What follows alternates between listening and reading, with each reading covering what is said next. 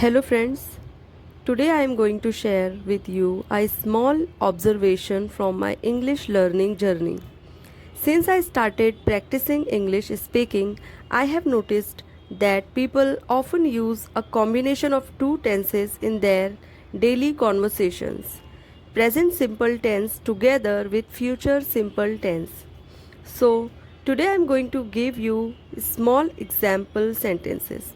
This will help you understand the pattern better and also practice it yourself.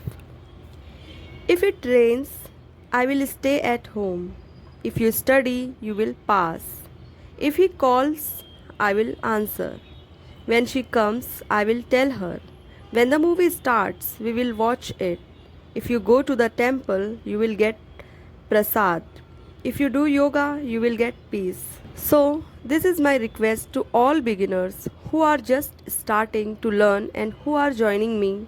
My suggestion is when you take a 30-day English speaking challenge, make sure you don't skip a day. Consistency is the key to success.